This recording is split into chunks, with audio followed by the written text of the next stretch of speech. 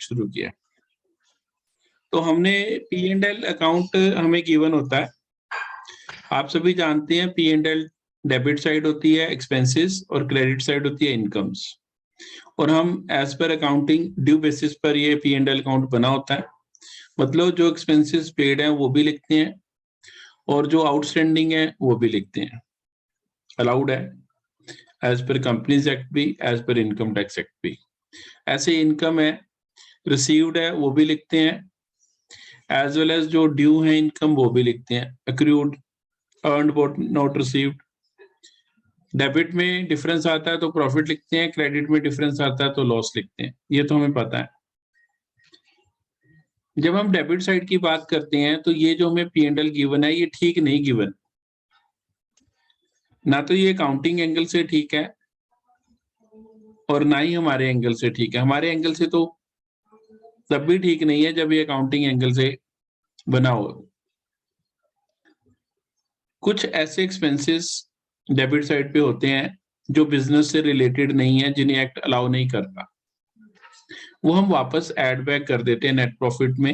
Net profit starting point लेते हैं, उसमें ऐड बैक कर देते हैं to compute business income as per the provisions of income tax act 1961। कुछ जो business incomes expenses income tax act मानता है कि ये बिजनेस एक्सपेंस हैं, should be debited to P&L account, और वो P&L को डेबिट हुए ही होते हैं तो हम उसको इग्नोर कर देते हैं। Business expense debited to P&L है तो इग्नोर कर देते हैं, non business expense debited to P&L account है तो हम उसको ऐड कर देते हैं। फॉर द क्रेडिट साइड भी सिमिलर यही फॉर्मेट यूज करते हैं। बिजनेस इनकम है, क्रेडिटेड टू P&L अकाउंट है तो इग्नोर कर देते हैं, non business income credited to P&L account है तो लेस कर देते हैं। अभी हम जो आज सीख रहे हैं ये चार का ही बेसिक सीख रहे हैं, इन चार का, इन्हीं चार से हम बनाना सीख जाएंगे, और जब हम आगे बढ़ेंगे फिर अगले चार वाले की बात आएगी। टोटल ये 8 मैं कहता हूँ एडजस्टमेंट होती हैं, और हमने एक फॉर्मेट बनाया ये computation of income from business का, ये छोटा सा, कि अगर ये एक्सपेंसेस डेबिटेड हो, एक्सपेंसेस डिसअलाउड और इनएडमिसिबल और non business expenses but debited to P&L account, ये ऐड होने वाले एक्सपेंसेस हमने एक लिस्ट बना ली इसकी कि ये सारे एक्सपेंसेस डेबिट साइड पे अगर हो इनमें से कोई भी तो ये सारे ऐड हो जाएंगे। हमने लास्ट लेक्चर में ये पढ़ी थी लिस्ट डिटेल में, जिसका हमने वीडियो भी शेयर किया आपके साथ, पहला वीडियो पार्ट 1। दूसरा ये क्रेडिट साइड वाली non business income but credited to P&L account, ये वाली है, ये क्रेडिट साइड पे हो तो ये लेस हो जाएंगी।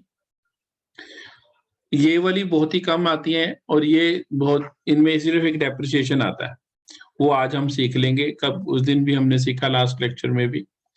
तो ये सारा हमने समझ कर इसको हमने सीखना शुरू कर देना है, और विदाउट एनी प्रॉब्लम्स आप इसका क्वेश्चन कर पाएंगे। अगर आप इसका फॉर्मेट को भी पढ़ लेंगे तो भी आपका 80% तक क्वेश्चन आपसे निकलने लग जाएगा। आई एम सेइंग कि अगर आप इस फॉर्मेट को भी अच्छे से दिमाग में बिठा लेंगे तो आपकी 80% बिजनेस इनकम यही फॉर्मेट सिखा देता। आपको ज्यादा उलझने की जरूरत नहीं है चीजों के साथ, आप इस फॉर्मेट को याद कर लें और ये फॉर्मेट आपको 80% क्वेश्चन आपका निकल जाता है।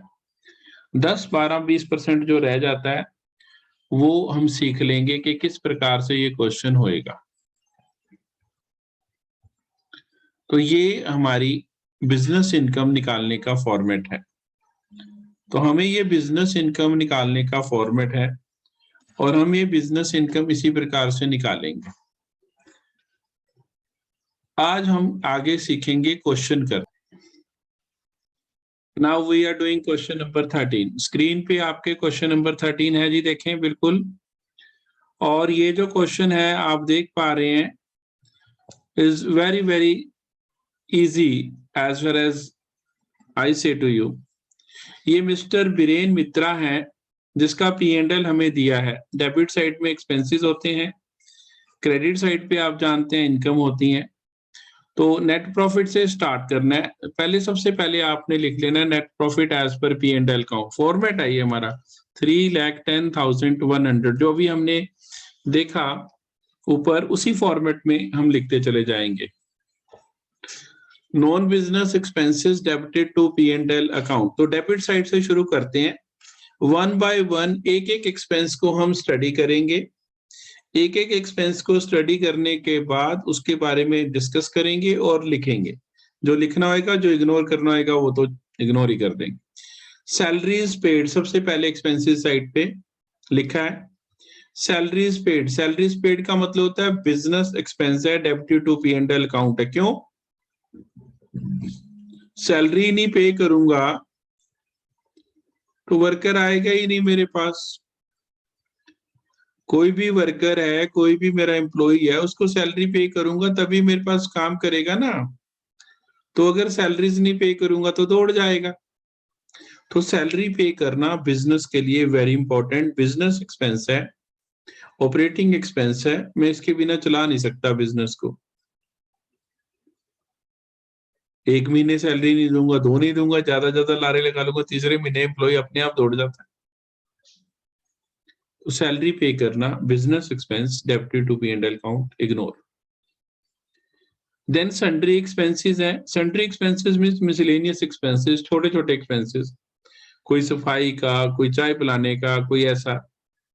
तो सन्ड्री एक्सपेंसेस भी बिजनेस एक्सपेंसेस हैं, debited to P and L account है, ignore. Reserve for bad debts, ये बिजनेस नहीं है। कंपनीज एक्ट इसे कहता है कि आप रिजर्व बना सकते हो कन्वेंशन ऑफ कंजर्वेटिज्म के बेसिस के ऊपर, बट इनकम टैक्स एक्ट कहता है no provisions, no reserve should be debited to P and L account. फिर तो मेरी मर्जी है, जितना मर्जी प्रॉफिट कम कर लूं, जितना मर्जी प्रॉफिट बढ़ा लूं, मेरे ऑप्शन पे आ जाएगा। इनकम टैक्स एक्ट मुझे ऑप्शन नहीं देता प्रॉफिट निकालते हुए। वो कहता है जो मेरे सेट रूल्स हैं उसी पे निकलेगा फिर प्रॉफिट्स। तो रिजर्व्स तो मेरी मर्जी है, जितना मर्जी मैं रिजर्व बना लूं, जितना मर्जी प्रोविजन बना लूं। तो रिजर्व नहीं अलाउड बेटा। रिजर्व फॉर इनकम टैक्स या reserve for bad and doubtful dates, हाँ बैड डेट्स हो गए हैं कोई प्रॉब्लम नहीं, फिर अलाउड है रिजर्व फॉर बैड डेट्स। मैं आपको बैड डेट्स की बात बता दूं एक साथ साथ चलते चलते। मैंने क्रेडिट सेल करी, क्रेडिट सेल से मेरा प्रॉफिट डेटर जनरेट हुआ। जब वो डेटर मुझे पेमेंट नहीं करेगा तो that debtor will be regarded as bad debt. और इनकम टैक्स एक्ट कहता है you should try to recover your whole amount from the debtor. If it becomes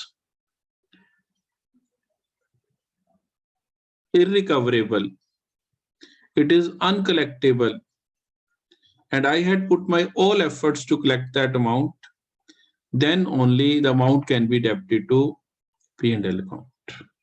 फिर बैड डेट्स हैं, कोई प्रॉब्लम नहीं, पर मेरी पूरी कोशिश होनी चाहिए उसको रिकवर करने की। अब आ गया बेटा इंश्योरेंस। अब ये इंश्योरेंस जो है नेक्स्ट पॉइंट, बिजनेस एक्सपेंसेस है। मैंने स्टॉक की इंश्योरेंस करा रखी है, मैंने प्लांट की इंश्योरेंस करा रखी है, मैंने फैक्ट्री बिल्डिंग की इंश्योरेंस करवा रखी है। ओके, करवा सकते हो, बिजनेस के लिए जरूरी है। पर्सनल इंश्योरेंस करा रखी है LIC, फिर नॉट अलाउड, फिर पर्सनल है, फिर ऐड होएगा। लेकिन अब लिखा कुछ नहीं है, तो on a good connotation we will take it as business insurance है। अगर मेरी इंश्योरेंस होती तो लाइफ इंश्योरेंस प्रीमियम लिखा होता, फिर मैं ऐड कर देता हूँ, वो फॉर्मेट में भी लिखा है।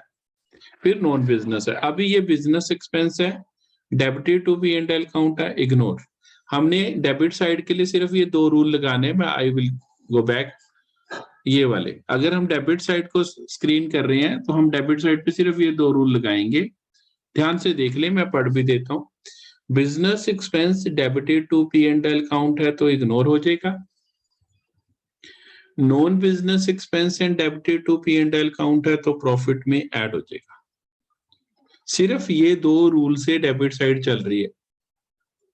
और आई थिंक हम सब पिछले 3-4 सेमेस्टर से लगातार पी एंड एल बना रहे हैं और हमें पता है कौन सी चीज बिजनेस से रिलेटेड है, कौन सी बिजनेस से रिलेटेड नहीं है, हमें एक्ट के प्रोविजंस की जरूरत नहीं है, हम अपने दिमाग से निकाल सकते हैं। अब आ गई एडवर्टीजमेंट। एडवर्टीजमेंट टोटल अलाउड होती है, जहां मर्जी एडवर्टीजमेंट करो, जितना मर्जी पैसा खर्च करो एडवर्टीजमेंट पे, fully allowed as business expense. Advertisement करेंगे तभी काम चलेगा। अब न्यू ईयर आने वाला है, कई लोग कैलेंडर बांटते हैं, कई लोग अपनी डायरीज बांटते हैं, कई लोग अपने की रिंग्स बनाकर बांटते हैं। बड़ी बड़ी कंपनियां कोका कोला जैसी, वो तो आईपीएल ही खरीद लेती हैं, आईपीएल कराएंगे हम। वीवो जैसी, वो कहती हैं हम आईपीएल पूरा करवाएंगे, जो भी खर्चा आएगा आईपीएल का हम देंगे, स्पॉन्सरशिप लेते हैं। All expenses debited to advertisement. P and L को डेबिट है, इग्नोर। हाँ, जब एडवर्टीजमेंट कर रहे हैं तो दो एक्सपेंसेस का ध्यान रखना है जो पी&एल को डेबिट नहीं कर सकता हूं, मतलब वो नॉन बिजनेस होंगे। एक, advertisement in the souvenir of political party. ये जितनी भी एनजीओज हैं, जितने भी स्कूल कॉलेजेस हैं, ये सारे अपनी सोवेनियर छापते हैं। आपको पता है every year we have a souvenir, उसके सोवेनियर में मैं एडवर्टीजमेंट देता हूँ, ओके है। स्कूल के सोवेनियर में दे दूं, कॉलेज के सोवेनियर में दे दूं, किसी रिलीजियस इंस्टीट्यूशन के सोवेनियर में मैं दे देता हूँ, एड अलाउड। लेकिन पॉलिटिकल पार्टी के सोवेनियर में एडवर्टीजमेंट नॉट अलाउड। बस एक ये। दूसरा, एडवर्टीजमेंट कर रहा हूं तो कोई एसेट ना बनाऊं। एसेट ना हो, ऐसे कैसे हो सकता है? एडवर्टीजमेंट में कैसे एसेट हो सकता है, मैं बता रहा हूं। ये कोका कोला बड़ी कंपनी, ये कहती है मैं आपको वो बड़ी एलईडी बनवा देती हूँ, अपने यहाँ पर लगा लो, बड़ा बड़ा कोका कोला लिख दूंगी, नीचे आपका नाम लिख दूंगी छोटा सा स्ट्रिप में। वो कैपिटल एक्सपेंडिचर है, वो भी अलाउड नहीं है। वो बैलेंस शीट में दिखाओ, अपनी दिखाओ, कोई प्रॉब्लम नहीं,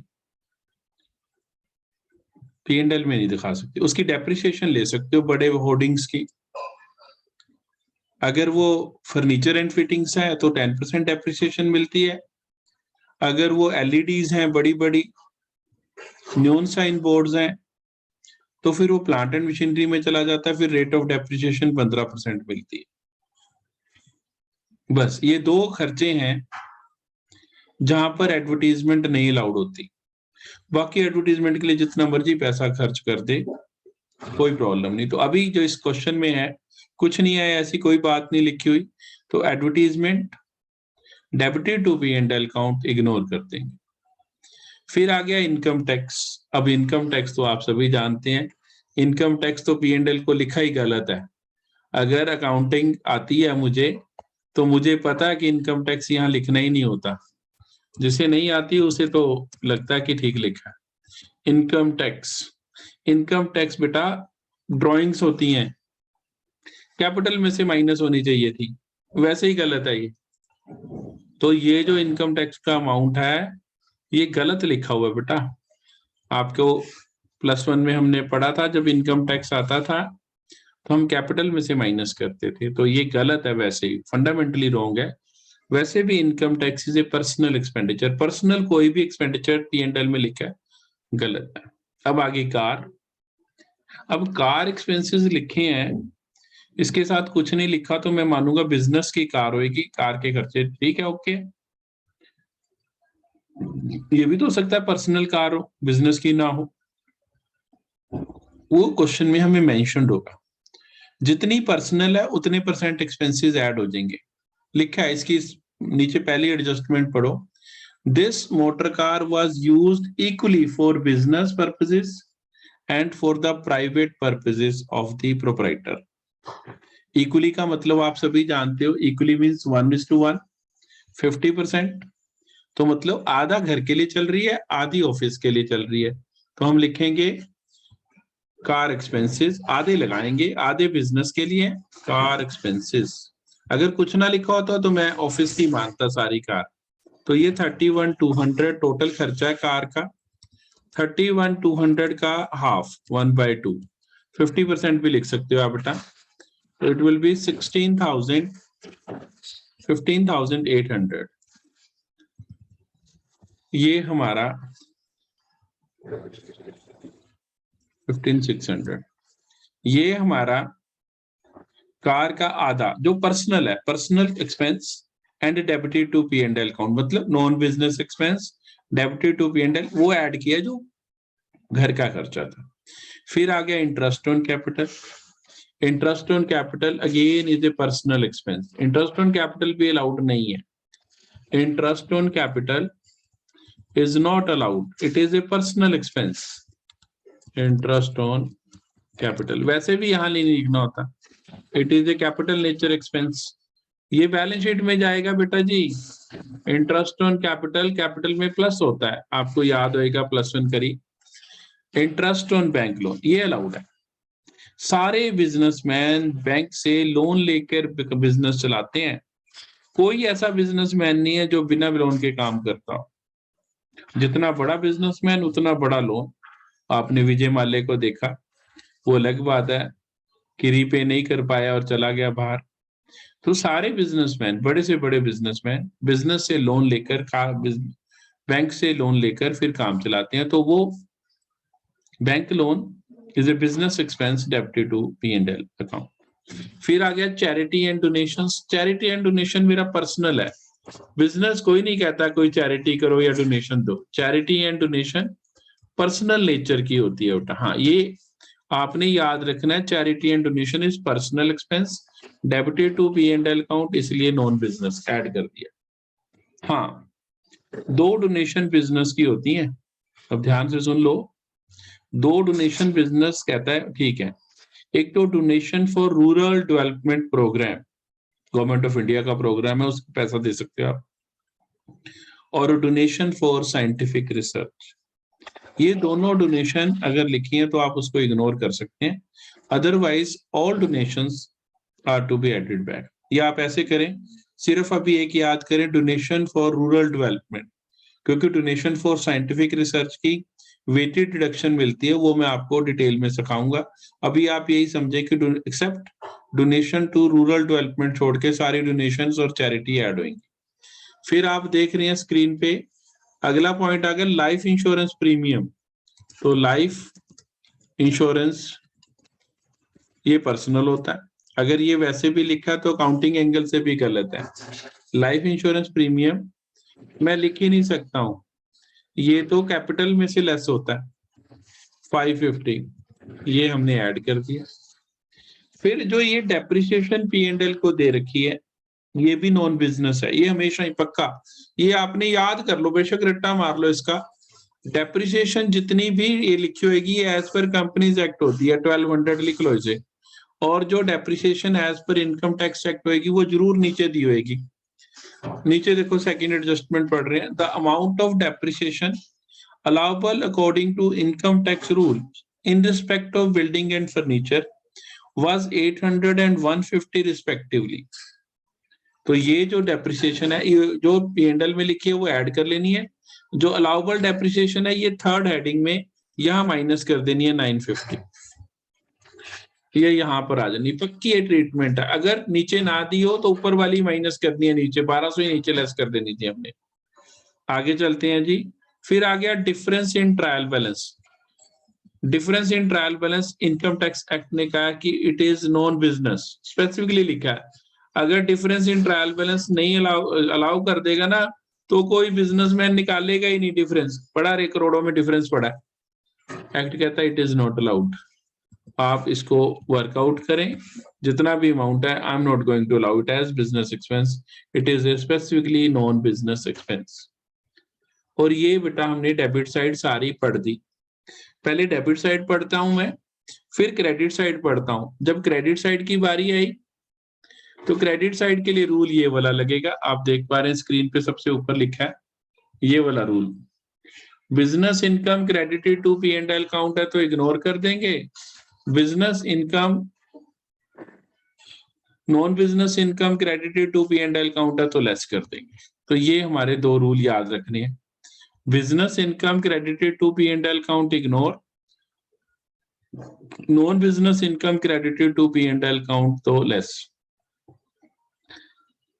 ये आ गया क्वेश्चन नंबर 13। क्रेडिट साइड आ गई। ग्रॉस प्रॉफिट लिखा है, gross profit credited to P and L account ignore.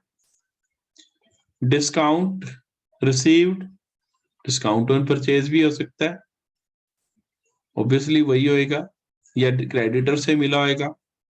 Business income credited to P and L account ignore. Commission received, ये भी business income. Commission paid business expense. Sundry expenses business expense. Sundry receipts business incomes credited to P and L account. Discount allowed business expense, discount received business income. तो इसमें तो non business income है ही नहीं, तो इसकी credit side से एक भी आइटम नहीं लूंगा। कोई भी non business income credited to P and L account नहीं है। Non business incomes credited to P and L account होता है bank interest, rent from house property, interest on commercial securities. इस क्वेश्चन की अगर मैं बात कर रहा हूं तो इसमें ये नील है, कोई अमाउंट नहीं है। अब रहेगी सिर्फ एडजस्टमेंट एक आधी, जो पहली दो एडजस्टमेंट तो हमने पढ़ ली। अब वो कहता है included in advertisement expenditure. Included का मतलब ऊपर जो हमने ये लिखा है उसमें ये इंक्लूडेड है। एडवर्टीजमेंट जो ऊपर डेबिट किया है उसमें इंक्लूडेड इन एडवर्टीजमेंट, ऊपर एडवर्टीजमेंट ही आ गया। Included in advertisement expenses is a sum of rupees 1000 expended on a special advertisement campaign undertaken during the year in respect of a product recently launched in the market। हमने एक नया product launch किया market में, जैसे Hindustan Unilever limited ने Pureit launch किया, RO water purifier.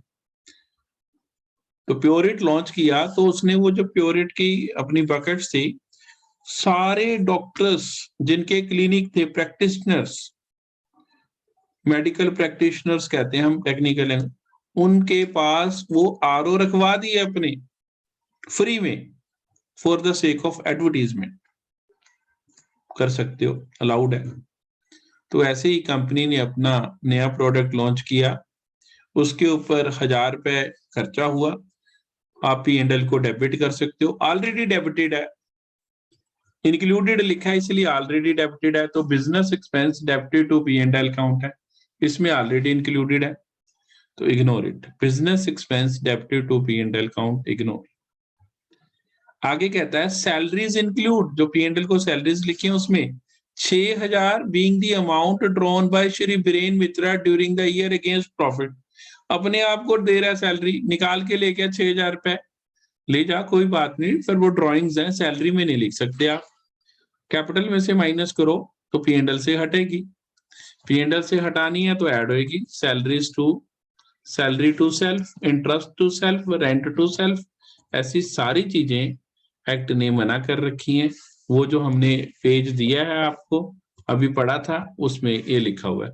इस सारे को अगर मैं प्लस माइनस कर लूं, ये सारे प्लस करके 3,10,100 में प्लस कर देता हूं, इसमें से माइनस कर दूंगा ये 950, ये 950 मेरा माइनस हो जाएगा, तो जो मेरे पास बचेगा नेट इफेक्ट में वो बचेगी business income, that will be 3,40,630, that is business income. इसका टोटल करके प्लस में लिख लेना, ये जो भी आएगा अमाउंट बेटा, ये वाला अमाउंट ये आपने प्लस में लिख लेना, यहाँ प्लस, और बाकी सारी चीजें ये 950 माइनस हो जाएगा, और दोनों में तो नील है, सेकंड वाले में भी नील है और ये फोर्थ वाले में भी नील है, तो इसलिए बेटा आपने ये सारा ऐसे करना है। अब एक और क्वेश्चन आ गया, नेक्स्ट इज क्वेश्चन नंबर 19। अब ये क्वेश्चन नंबर 19 में net profit as per P and L account ले लेना है। तो नेट प्रॉफिट जो नजर आ रहा है क्वेश्चन में वो आ रहा है 30,000 राइट नाउ, तो it is 30,000 net profit as per P and L account, ये लिख लिया। डेबिट साइड से शुरू करेंगे, रूल वही, business expense debited to P and L account तो ignore, non business expense debited to P and L account ignore, general expenses business expense है, ignore कर देंगे। स्टाफ सैलरीज बिजनेस एक्सपेंस है, debited to P and L account है, ignore कर देंगे। अब bad debts लिखा है, रिजर्व फॉर बैड डेट्स नहीं लिखा, इसलिए बैड डेट्स है, business loss debited to P and L account add कर देंगे। फिर आ गई वही डेप्रिसिएशन, तो जो डेप्रिसिएशन है ये हम ऐड करेंगे जो एज पर कंपनीज एक्ट है, जो as per income tax act है वो नीचे लेस कर देंगे। ये 4000 ऐड कर दी, नीचे लिखी होगी depreciation as on assets other than patents is 4800।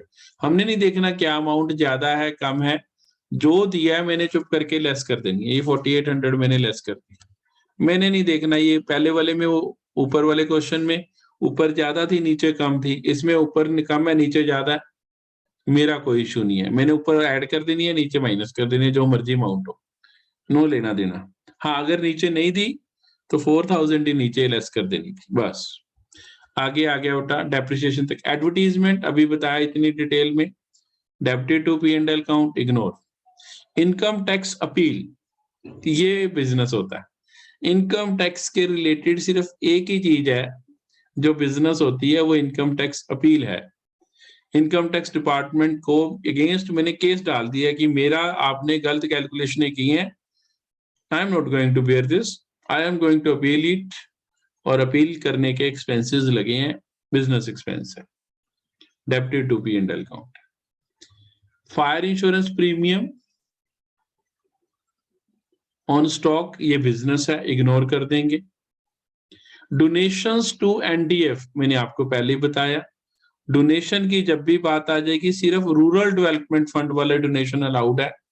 Donation to NDF है, NDF stands for national defence fund है बेटा, तो ये ऐड हो जाएगी 7000। ऑडिट फीस ये बिजनेस एक्सपेंस, और एक रह गया पेटेंट्स परचेज्ड, पेटेंट परचेज किए हमने, तो पेटेंट परचेज करना बिजनेस लग रहा है, लेकिन पेटेंट खरीद लिया है, तो पेटेंट खरीदने का क्या मतलब है? पेटेंट खरीदने का मतलब है कि मैंने एसेट खरीदा है बेटा। पेटेंट होता क्या है मैं आपको बताता हूँ, व्हाट इज पेटेंट। पेटेंट का मतलब होता है टेक्नोलॉजी खरीदी है मैंने, उसको बनाने का राइट खरीदा है। टेक्निकल नो हाउ खरीदना, पेटेंट्स खरीदना, दो अलग अलग चीजें हैं, दोनों का मतलब समझाता हूं। इंडिया ने मिसाइल खरीद ली रशिया से बहुत सारी,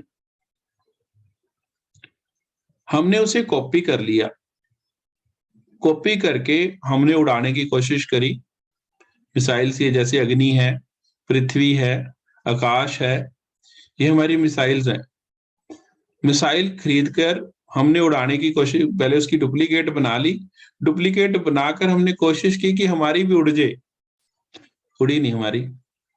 हमने रशिया को अप्रोच किया भी हमने भी आप जैसी मिसाइल बना ली है बिल्कुल डिट्टो, पर हमारी उड़ती नहीं, आपकी उड़ जाती है। वो कहता है ऐसे नहीं उड़ेगी, टेक्नोलॉजी भी लगेगी बीच में, टेक्निकल नो हाउ खरीदनी पड़ेगी कि कैसे उड़ती है टेक्नोलॉजी। वो टेक्नोलॉजी के करोड़ों रुपए हमने दिए रशिया को, फिर रशिया ने हमें सिखाया कि ऐसे टेक्नोलॉजी से ये मेरी मिसाइल उड़ेगी। वो purchase of technical know how है, वो मेरा कैपिटल एक्सपेंडिचर है, बैलेंस शीट में आएगा गवर्नमेंट ऑफ इंडिया की,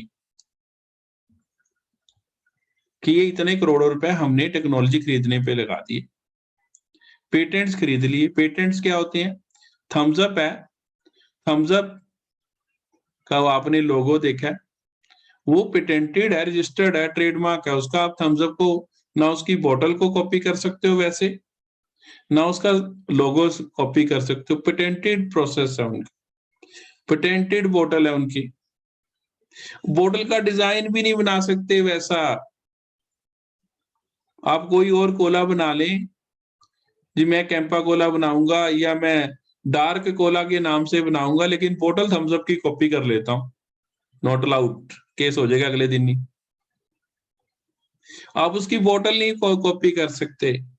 किसी कार ने मेरे ख्याल वर्ना फ्लूइडिक के डिजाइन को कॉपी कर लिया, उसके जो कट्स हैं उसको कॉपी कर लिया, I don't remember the case, either Varna ने कॉपी किया या उसने कॉपी किया उसका डिजाइन, केस हो गया उसके ऊपर। आप उसके प्रोसेस की, उसके डिजाइन की कॉपी नहीं कर सकते, पेटेंटेड प्रोसेस है। बड़ी बड़ी कंपनियां करोड़ों रुपए रजिस्ट्रेशन के देती हैं कि मेरी गाड़ी का डिजाइन कॉपी ना कर सके दूसरी कंपनी। पेटेंटेड रजिस्टर्ड हमारे वो डिजाइन होते हैं। तो ये मैंने पेटेंट खरीदे हैं कि मैं आपकी बोतल का डिजाइन कॉपी करने लगा हूं, मैं भी आपकी जैसी बोतल बनाऊंगा थम्स अप की, तो कोका कोला से खरीदना पड़ेगा पेटेंट कि मैं आपकी कॉपी बना रहा हूं। बेचेगी तो ठीक है, नहीं बेचेगी तो प्रॉब्लम है। तो ये मेरा कैपिटल एक्सपेंडिचर है। पेटेंट्स खरीद लेना कैपिटल एक्सपेंडिचर, सी लिख रहा हूं। इसके ऊपर डेप्रिसिएशन लगेगी बेटा, क्योंकि ये बैलेंस शीट में जानी है, तो मैं अब लिखूंगा depreciation on patents.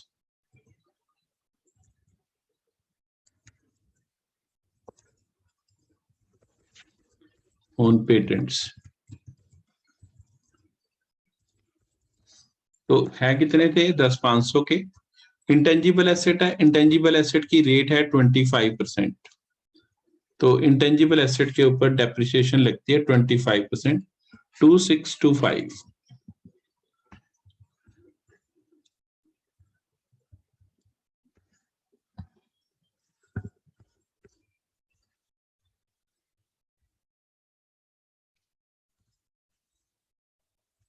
To six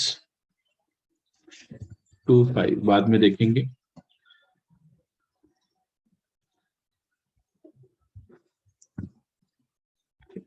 इसके बाद बेटा अगली बात करता हूं, audit fees. Audit fees business expense debited to P and L account है, इग्नोर कर देंगे। फिर आ गया provision for bad and doubtful debts. पहले दिन से कह रहा हूं, पहली बात से कह रहा हूं, प्रोविजंस और reserves not allowed as per income tax act, तो ये 3800 ऐड हो जाएगा। Life insurance premium, this is again not allowed. Life insurance premium is personal, 5200। ये डेबिट साइड मैंने सारी लिख दी बेटा। तो डेबिट साइड में ये दो चीजें इस बार नहीं थी, ये हटा देता हूं, इसे ऊपर ले लेता हूं, और ये वाली भी नहीं है बेटा।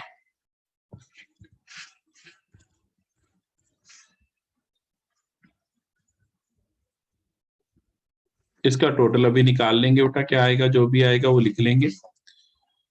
इसके बाद क्रेडिट साइड पे मूव करते हैं। On the credit side, gross profit is a business income credited to P and L account, ignore. Bad debts recovered, कुछ नहीं लिखा। अलाउड अर्लियर भी लिखा होता तो बिजनेस इनकम था, ये दोनों बिजनेस इनकम है। बैड डेट्स रिकवर्ड और bad debts recovered allowed earlier दोनों बिजनेस इनकम होती हैं। एक चीज जो नहीं होती वो होती है bad debts recovered disallowed earlier, format में लिखी हुई है, पिछले वीडियोस में भी आपने देखा होगा। ये देखें, bad debts recovered disallowed earlier होना चाहिए, ये लिखा bad debts recovered disallowed earlier. अगर डिसअलाउड अर्लियर उसके साथ लिखा है then only it will be less, non business income है। अगर इसके साथ नहीं लिखा कुछ भी तो फिर हम इसको business income credited to P and L मानेंगे, इग्नोर कर देंगे। Income tax refund, income tax refund is a non business income, ये आएगी इनकम टैक्स रिफंड। ये नॉन बिजनेस इनकम, बिजनेस से कोई लेना देना नहीं है। इनकम टैक्स जब पे करते हैं तो भी नॉन बिजनेस एक्सपेंस, और जब उससे वापस आया तो भी non business income. Income tax refund it is 4500। Then rent from house property नहीं है, डिविडेंड ऑन शेयर्स है, डिविडेंड भी नॉन बिजनेस इनकम। ये तो बेटा अगर आप फॉर्मेट से पढ़ लें, क्रेडिट साइड वाली तो आइटम फिक्स्ड है, dividend on shares,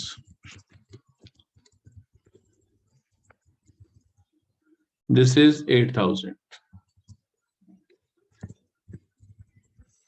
then next है dividend on units of UTI, dividend on units of UTI, dividend on units of UTI, that is given amount कितना है 5000। तो ये हमारी ऑलमोस्ट सारी चीजें होगी, डेबिट साइड भी होगी, क्रेडिट साइड भी होगी। अब हम एडजस्टमेंट पढ़ते हैं। पहली एडजस्टमेंट जो हमें समझा रही है वो है patents are purchase during the year, तो वो तो हमने लगा दिए, patents purchase during the year है, तो हमने तो यही कहा patents purchase during the year, हमने तो एक बार भी नहीं कहा कि पेटेंट्स परचेज नहीं है ड्यूरिंग द ईयर। तो patents were purchased during the year थे, तो हमने उसकी डेप्रिसिएशन लगाई है, डेप्रिसिएशन ही लगानी थी बेटा हमने उसकी, और डेप्रिसिएशन आप देख पा रहे हैं स्क्रीन पे, हमने लगा दी उसकी, तो सारी हमने उसकी डेप्रिसिएशन हटा दी बेटा। उसके बाद जो नेक्स्ट है डेप्रिसिएशन लगा दी 2625 अभी लगाई थी आपने देखा। इसके बाद बेटा नेक्स्ट आ गया हमारे पास bad debts recovered were allowed earlier, वो तो मैंने आपको पहले ही बता दिया कि अगर कुछ नहीं लिखा होता तो अलाउड अर्लियर अज्यूम करते हैं, ये वाले bad debts recovered, disallowed earlier वाले लेने होते हैं। इसके बाद हमारे पास आ गया नेक्स्ट, दैट इज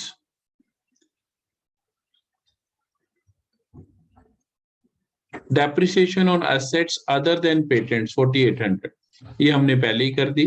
तो सारी एडजस्टमेंट हमारी हो गई और इससे ही हमारा ये क्वेश्चन सॉल्व हो जाएगा और हमारी बिजनेस इनकम आ जाएगी 3557।